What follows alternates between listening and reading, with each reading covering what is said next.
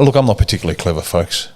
But imagine if I'm sitting on top of a building and I'm watching the traffic and I can see a car belting down the road at 100 Ks and there's a family crossing the road further down. I can yell out, unless you move, that car's going to hit you. Now, you can't see the car because it's too far away. And you're holding your kids' hands and you're making sure they're safe as they cross the road. And because I'm just slightly higher up and I've got the perspective, let's say, and I can see this car careening at you and I'm yelling out, please get out of the way. Now, if it hits you, folks. I'm sorry. I'm sorry. There's actually nothing we can do. We've done everything we can. I mean, this last year has been very frustrating for me because I've been banging on the drum of big tech censorship, and it all comes full circle. Not only did the progressives discover that it's detrimental because they started suppressing progressive candidates in the last election, but of course the Trump supporters worked it out when they suppressed the Hunter Biden story in the US. And then you had the majority of people that voted that said we didn't know about the Hunter Biden story, and the majority of those people also said we would have changed our vote.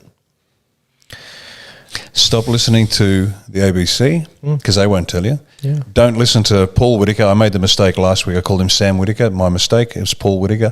Forget Paul Whitaker and his four stooges, Credle and Bolt, Jones and Murray. Forget it. Stop listening to them. They're not going to give you the whole truth. Because that's why they call it the truth, the whole truth, and nothing but the truth, because what you're getting is partial truth. And as I said, they give you false hope. Stop it. Do your research. Trust yourself. I'd argue listen to them anyway, because even if they were the most fervent enemies, I still say listen to them, because you need to know how to combat attacks, whether it's your enemy or whether it's controlled opposition. I understand. You know what I mean? But be sure. informed. But don't be under any illusion, you're saying. Don't treat them as if they're telling you the whole truth. Personally, I just stop watching them. Yeah. Because it's like fighting on a hill down here and I'm up this hill up here. Yeah.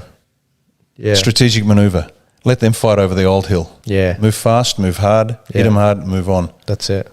That's what we have to do. Because if we move at their pace, we allow them to set the agenda. We allow them to control the narrative. We're fighting over whether COVID was created in the wet market or whether it was created in a lab. Yeah. Irrelevant, folks. Yeah. The economy is broken.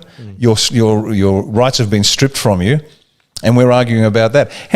What lockdown was there in Wuhan, just by the way, over New Year's Eve? Anyone know? None. Did they have empty streets? No. The streets were full of revelers. Yeah. How about that? Yeah. The centre of all of this, no lockdown, celebrating New Year's. Yeah. Brilliant. And what were we doing?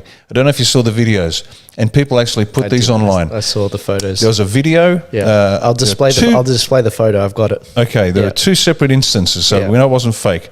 There's a person watching the celebrations in Seattle with the Space Needle, which is one of their major towers there, and it has a light show and fireworks, and it's brilliant. And with the camera still rolling on the phone, this individual walks out to their veranda and takes a live shot of the Space Needle. Nothing. You're being shown a movie. Second example, Golden Gate Bridge, same thing. Light show, fireworks, brilliant. Yeah. And without pausing the filming, walks outside, Golden Gate Bridge, darkness. You are being fed lies by Paul Whitaker and his four stooges and every free-to-air channel that we have in this country, as well as the cable ones. It's a movie. They want you to believe the movie. Yeah. Folks, you are going to be incandescent with rage. Yeah. But you can't say you weren't warned. That's right. So you only got yourselves to blame. I'm really sorry, but we're trying hard. Like, there's not much we can do. Or just not much more we can do. We're doing a lot. Now, I understand the difficulty in believing this. I get it. Because we've built in our minds, and we do this as we grow as children, we get a model of the world sufficient to understand how it works so we can operate successfully. But as you know, as we grow older, and it's almost like just when you get a handle on how life works, another element of complexity is added to the formula. Yeah. And so you have to adapt slightly more and then slightly more. And with every life experience, you get married and all of a sudden life isn't what you thought it was and there are different rules, and all of a sudden you have children and once again. And then, so I understand it. The human mind requires stasis for comfort. It needs certainty. It needs predictability. It needs stillness, no change. And yet life is a series of changes. So I understand why this is hard for you to believe. There's a physiological process at work. That's why the change management industry is so successful. Yeah. Because people and organizations have difficulty getting from where they are to where they need to be. Now, if you want to find how to get through this process for yourself, your husband or wife, and more importantly for your kids, Google the hero's journey. Google the hero's journey. It is the basis for every movie you've ever watched. And it is the basis for how you get from where you are to where you need to be after a shock. Now, depending on how clever you are, you can shorten that distance and make the depth shallower. That's what change management is about. Bear with me. I know this sounds terribly boring, but just listen carefully. You're bubbling along, and a change event occurs. Whatever it is, death in the family, new job, promotion, baby birth, doesn't matter, but a change event. And the old world is about to change. Star Wars did this brilliantly. This was the basis of the Star Wars franchise. Then you refuse to accept the truth and you start degrading in performance because you don't want to accept the new reality. And you cling with white knuckle grip to the past, but the past is now gone. And then you realize the truth is there and you let go and you're in free fall and you drop. And you're very low and you don't want to be where you are. Comfort, you want to go back. You want to take the blue pill and go back and eat the steak that you know is not really a steak from the Matrix movie, but you can't go back. And so what you do is you sort of accept it, and depending on you and your support systems and how you understand life, you start to try stuff, and you'll have an insight and be enthused and say, yes, I can make it, but that fails. And then you'll try another insight, and then that fails, and then another insight, and that fails, and another insight, and that fails. And what you're doing is you're constantly facing these challenges to understand your new world. And until you understand it, you'll keep bouncing up and down. But eventually, through a series of trials and errors and experiences and advice from good friends and colleagues, you'll get an insight that has real chance. You start working towards it. And then you get to a point where you realize, you know what, I can really do this. And then you fly. And you find yourself up here. Now, hopefully, up here is higher than where you were previously. Yeah. But this journey is every change you've ever had. Yeah. Google the hero's journey. Watch Star Wars again. Watch all those movies, and you'll realize the hero leaves the village, refuses to meet the challenges, faces a series of challenges, and eventually gets back up there. Now, the best summary of this, the best movie you can watch, and I discovered it by accident, and this is the best piece of advice I'll give you today. It's a movie called Arthur, Legend of the Sword, with Charlie Hunnam. It's classic. Now, one of the greatest films ever made. Unfortunately, it didn't do well because I think people were sorted out by Game of Thrones, which I didn't watch, so I watched this Arthur, Legend of the Sword. Watch the story. It's a brilliant story.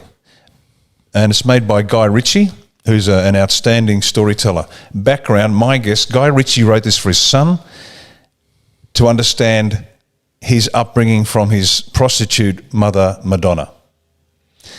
So it's a love letter from a father to a son. That's just my take on it. Now, step back from that. Watch the movie once, because the movie is just breathtaking. The imagery and the allegory are brilliant. The character development, superb. But what you're watching in this whole film is normal life, change event occurs, wants to hang on, can't. Goes through a series of challenges, doesn't want to face the challenge. This is part of the hero's journey. I want to go back. I don't want to face it. I don't want the responsibility. But we have to. Every one of us, if you're a mum or a dad, you have no choice. And there's a great line. Everyone looks away, but that's the difference between a king and the others. A king cannot look away. A king has to face danger. That's what you have to do. So watch this movie, please. Best piece of advice you'll ever get on this show. Arthur, Legend of the Sword, Charlie Hunnam. Buy the DVD, watch it several times, because there is so much. It is so rich with meaning and lesson and allegory. It'll actually empower you in an hour and a half more than any change management seminar will. It'll help you become what you were created to be. Man or woman makes no difference. But as I said, the difference between a king and everybody else, the king doesn't look away. The king has to look at danger and move forward and take that responsibility. Because if you don't, and there's a poignant moment in the film where he considers not taking up the challenge, and what would happen if he doesn't. So I'll leave it there, but please watch it. Arthur, Legend of the Sword, Charlie Hunnam. Yeah. Produced, one of the producers was Steve Mnuchin, Secretary of the Treasury of the United States. No, you're kidding. No, absolutely. Isn't that funny? Extraordinary movie. Folks, watch it, get empowered. Yeah. and get to work. Yeah, talking about doing noble acts, I ran into this Lockyer guy a few weeks ago. I was complaining the other day that there's no Stephen Crowder in Australia. There's no one really doing the on-the-ground, change my mind stuff.